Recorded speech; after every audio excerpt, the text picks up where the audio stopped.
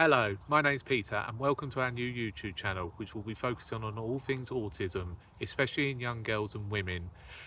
Beside me is my wife Caroline, Hiya. who will talk a little bit about her experiences with her daughter Sarah. Yeah, so I knew from a really young age that my daughter was different. I had no knowledge about autism at the time. I just noticed certain traits that were different, like she didn't like her food to touch. Yeah, She was really precise with things, like she would do say like 10:32 instead of 10:30. And she would never get excited about things other children would. Like the excitement over a birthday or a trip out, it wasn't the same. yeah, She had other little traits, like she would chew her clothes. You know, I was forever buying school cardigans because they would always had holes in them. It was just horrendous. But we had a really difficult journey. And because she was a girl, she didn't present in the same way that a boy would. yeah, So I spent a lot of her younger years trying to speak to schools and CAMs, and they just weren't engaging because Sarah was a good girl. She behaved in school, she got yeah, good grades, she wasn't disruptive. So nobody thought there was a problem really. yeah, yeah, When Pete and I got together, I said to Pete about Sarah being slightly different, just really so that he understood a little bit before he actually met her. yeah. And that was important for you, wasn't it? Yeah, so I didn't meet Sarah for about the first 6 months before when me and Caroline met. So we wanted to wait to make sure that me and Caroline were good. And then we were introduced to, I have a daughter, Ruby, so we introduced Ruby and Sarah together whilst we were there. So yeah, that was the first time I met Sarah. It was only when we moved in 2021. So we got together in 2020. Yes. 2021 we moved in, and that was when I really started to notice some of Sarah's little traits. So Yes. the food would be one. Oh, definitely. Yeah, I always remember the time would be one. It was like I would ask Sarah what the time is, and it would be 10:32. It's like, well, no, it's half It's 10, 10:30. but no, it's 10:32. So little things like that, and then really noticing some of the anxiety that come with it as well, the worrying. I remember we went to my brother's wedding in 2021, and she did really well. She was really good. She enjoyed it. She enjoyed Yes. the party afterwards, Yeah, didn't she she? did. She did. It was only when we got back home that she crashed. She just had a Yes. total meltdown Yes. on the Massively. bathroom floor, and we sat with her for the best part of an hour. Yeah, probably. And Yeah. calmed her down. So, yeah, I noticed the traits when we moved in together massively. The next step, I would say, would be a few years later was her GCSEs. That's when it Yes. really felt like the anxiety It was started to hit, the as it were. GCSEs were almost a catalyst, weren't they? Yeah, And the thought of actually becoming more adult. You know, Sarah was expected to be a bit more independent and do some things for Yeah. herself. Yeah. And you know, the exams were really tough on their own. Plus the anxiety over the results. You know, she's a really bright girl. She's good academically, but because of her anxiety doing exams, yeah, she never really achieved the grades that she should have. yeah, So her predicted grades were all sort of between 6 and 8, but she passed everything, which was amazing. But they weren't as high as that. They were between like 4s and 6s. yeah. Which isn't a reflection of how much work she put No, in. no, she worked hard. You know, she Yeah, worked really hard. She Yep, worked she really did. hard. Yeah, But this is the impact that autism can have. it is. You know, she went through all of her school life with no support at all, no Yep. extra things put in place to help her. So she had to work so hard to get where she got. Yes. But really, that exam and results catalyst, it really started to bring out the anxiety. Yeah. And the panic attacks and, you know, the social anxiety. Yeah, so we decided after our GCSEs that we would just go on a little holiday, just a little caravan holiday to Worcestershire, I believe, Yes. wasn't it? Yes. That was literally in August, so a couple of months after her GCSEs. Yeah, so we went just before she got her results on the thought that it might distract her from worrying Yes. too much. And a nice treat because she'd done really well with her exams, or she did as well as she could. She tried really hard. Yeah, so but we lived down in East Sussex, so we stopped off at a service station, let's say halfway. We can't remember exactly where it was, but it was somewhere. Let's say halfway. Everyone went for a wee. Sarah got back to the car and had a total breakdown, couldn't get in the car. We ended up being in that service station for the best part of probably 2 hours trying to get her back in the car. Yeah, it was tough on her. Yeah. It was really difficult. So it was actually, I believe it, from what Sarah tells me, it was me. I can't remember, but it was me that managed to sort of say, Sarah, why don't you get in the car first? We're getting one by one, and eventually the driver will get in last and go. And that managed to get her in the car and go. And then she just crashed. She just slept the whole way, which was good. But going back to the point Caroline was making, this is why we want to look at sort of young girls and women, because Sarah was very young when her mum felt she was seeing the traits, but there was no help. It seems that young girls don't seem to get the support or the diagnosis they need at the young age. No, they don't. The services are improving, and it's really recognised now that girls present in a very, very different way. Girls have a tendency to mask, which is why Sarah was never picked up, because she is the queen of masking. Yep. You can literally see her looking at me as to how should I react in this situation, and then she would copy whatever I do. But it's exhausting. It's absolutely exhausting for these girls to keep having to do that, to believe that they're not good enough as themselves. They have to pretend to be somebody else. Yeah. But this is one major reason why they don't get the diagnosis. Yeah. Because they mask and they know how to look like every neurotypical person. So what we want to do is raise a bit of awareness that, neurodiverse people, they all deserve the same. They all deserve a diagnosis as soon as possible, and they all deserve the support, even if you can't really tell day to day as a child that this person is autistic. Yes. So Sarah is now turned 18 in June 20th? Yes. She got diagnosed June the 9th, I believe. Yes. So literally 11 days before her birthday, before 18, she got diagnosed eventually with autism. This also caused a problem that because she aged out, that was all they could do. That was all we could So, do. Obviously, CAMS is children and adolescents, and you age out of that service at 18. Yeah. Which is sad. It is. Because once we had a diagnosis, then they could offer her nothing else. Yeah. However, I think it was a relief to get the diagnosis, massively and I so, think it has massively been for so. Sarah. Yeah, massively so. Just a validation that everything she feels is real. Yes. And so one thing it will give her is hopefully support at work. yes, But now employers should be considerate yes, of any reasonable adjustments that she might need to be able to fit into the workplace and achieve everything everybody else can. Yeah. Which she is massively capable of doing, as long as she is given some reasonable adjustments. Yeah. But it's really important that she has that diagnosis to then be able to request that. Yeah. So another thing we want to work with Sarah on is trying to build up her social and confidence. So, days out are hard for Sarah, especially if it's a place she's not been to or a busy place. Yes. So we've tried introducing a few little things, especially me and Sarah.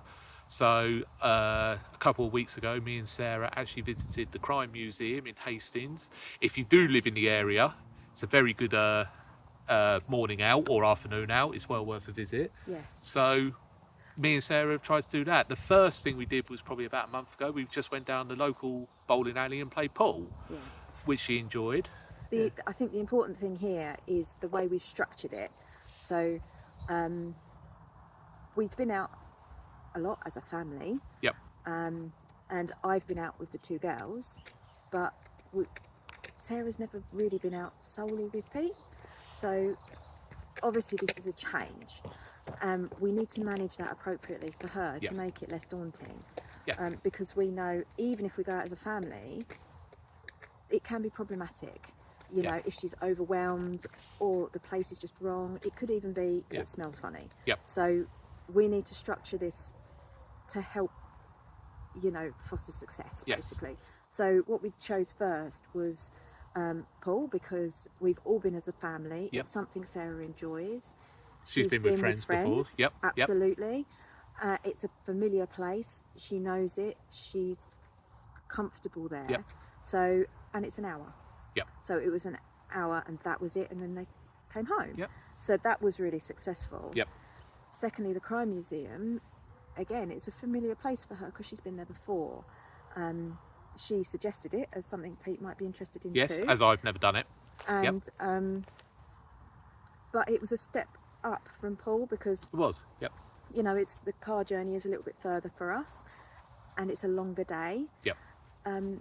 So basically, we're just trying to introduce a new scenario. Yeah. But doing it within bounds that are comfortable, and that's really important. Yeah, comfortable for her. Making sure that we pick a day that she's going to enjoy anyway. So, as an example, the next one is a bigger one. So I think that's September 28th.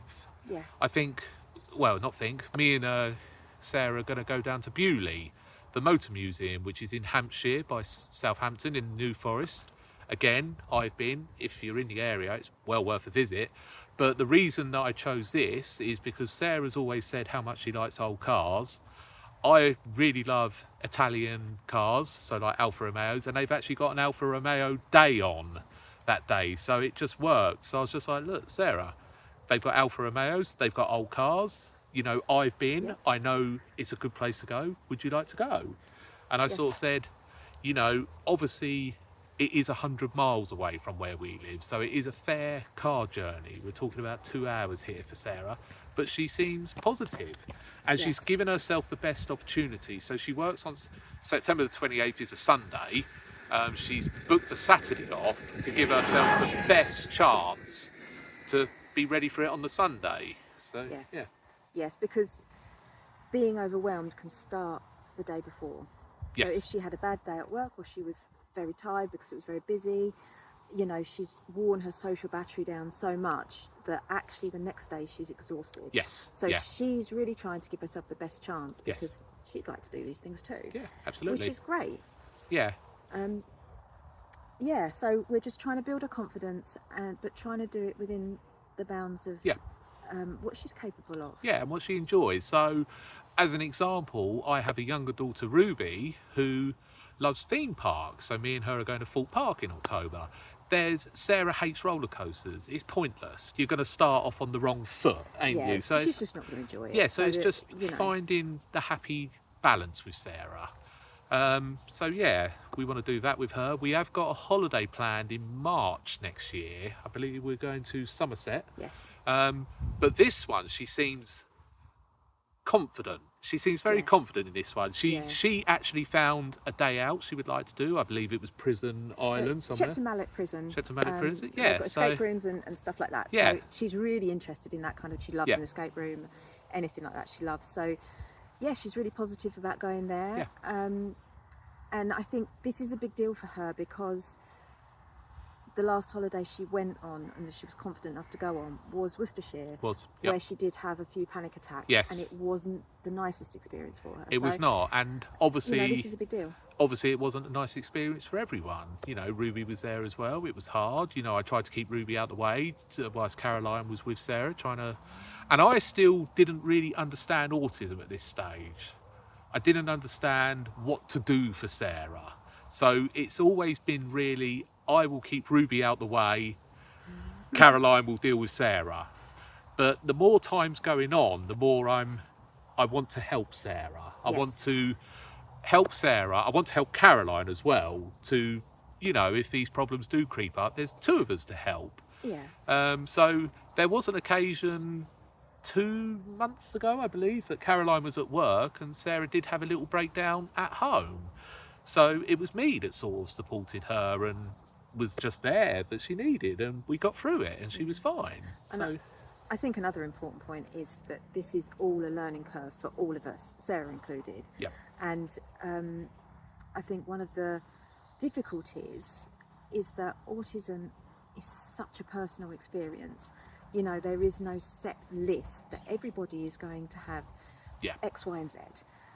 It's such a personal Yeah. experience. We're on a spectrum, sort of. Yeah, absolutely. Yeah. It's so personal, and it's really important to remember that, because what fits for one person could be entirely wrong for the next person. Absolutely. So, you know, you're on such a personal journey, and you do have to learn, and you have to be kind to ourselves and realise that we're going to make mistakes, and sometimes it's not going to be dealt with in the best way, maybe, but we're learning and we're trying together, and that's the important thing. We're doing it as a family. So that's what we plan on doing. So the reason as well, in October, I am going to do, on behalf of the National Autistic Society, I am going to walk 100 miles in October. I've got the 31 days to do it. I can walk anywhere I want, which is great. So there's no set route. I can do as many miles a day as I want, or as little as I want, as long as I try and get that 100 miles done. I think it's an average of 3.3 miles a day, they were saying. So it's very doable. It is. Even with having to work. Yep, we're trying to work in it as well, and obviously being darker. So we do a lot of walking sort of down this Cuckoo Trail where we are now. It sort of links Eastbourne all the way up to Heathfield. So, but it does get pretty dark down here when it goes. October does limit your possibilities ever so slightly in the evening. So walking during the weekends is going to be the way forward. Yeah, we need to do lots of walking in the weekends. I will go for walks around the town in the week just to try and keep the mileage up.